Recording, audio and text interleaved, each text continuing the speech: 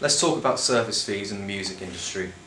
Service fees are additional charges added onto Let's talk about service fees in the music industry. Service fees are additional charges added onto every ticket by a ticket distributor. These fees can be as high as 20% per ticket. If you brought a ticket for £20, that would only be £4 extra on top of the ticket. But some tickets can sell for around £300, which is an extra £60 on top of the original ticket price. Ticket distributors are businesses and they need to make profits, but they don't need to charge the percentage they do per ticket to make a profit. It's not only the fees that are an issue. Ticketmaster in particular have developed a concert ticket monopoly, effectively cementing themselves as one of the only primary ticket distributors. They have used this advantage to hike up prices and exploit artists and customers. It is my hope that my expository documentary can expose this issue to a wider audience and make a difference for a subject I'm passionate about.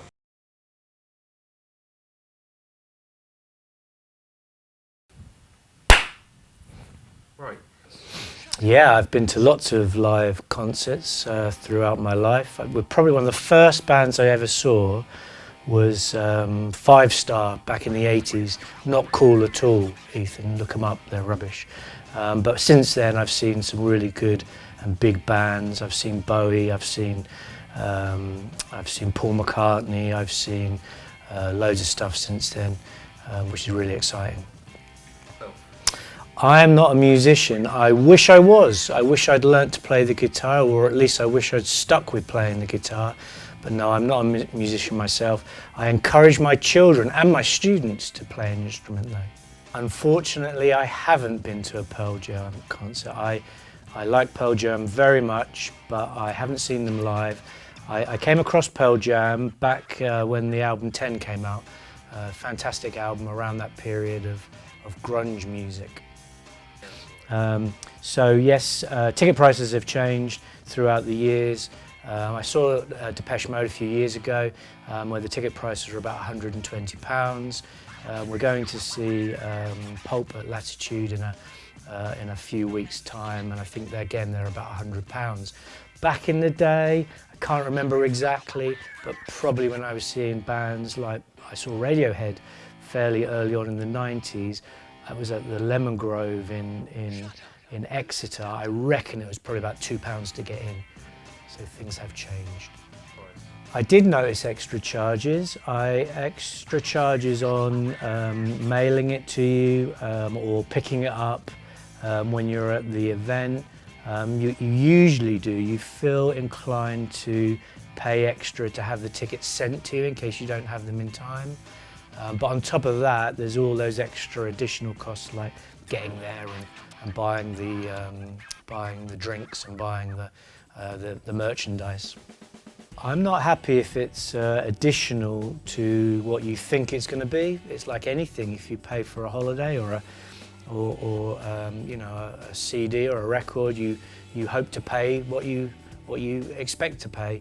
But I guess we're all used now to having to pay a little bit more on top of the normal price for things.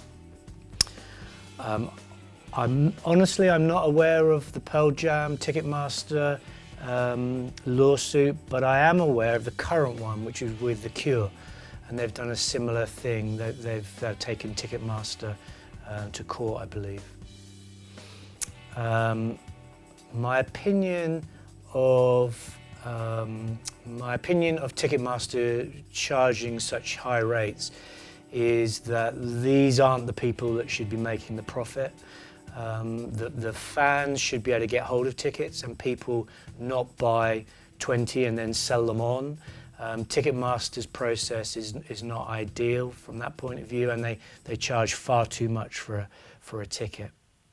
Hi, my name's Phil Berry. I've been a musician for nearly 40 odd years, active musician.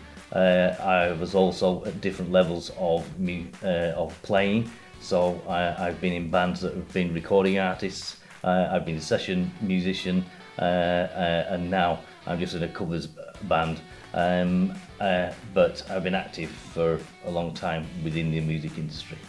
As a band, do you ever have any control over ticket prices and distribution? Depends. if we set up the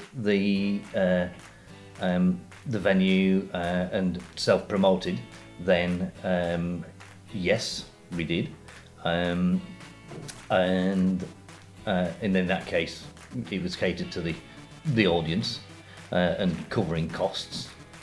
If it was done with the promoter, which happened a lot many years ago, then no, promoters generally, because they are putting on the show, then they set the prices. And if it's just a venue, then the venue will set the prices. They will self-promote because they're then purchasing your services. So it depends on which way it's done. The prices were someone else's decision. Were you ever unhappy with the price? Sometimes I remember thinking that, you know, sometimes they were fair, sometimes they were like, oh, that's not a lot to charge, and sometimes I thought, you know, that's quite a bit, that's more than normal. So it depends. Some parts of the country would charge more than other parts of the country. How much do you remember ticket prices being back when you first started going to live shows compared to how much you'd expect to pay nowadays? Okay, well, I know that ticket prices have gone up on for all sorts of venues, small and large. To be honest, the last few big concerts, I didn't pay for it because I got in on the guest list. And for smaller venues, again, I either get in on the guest list or, well, generally do when I go to somewhere.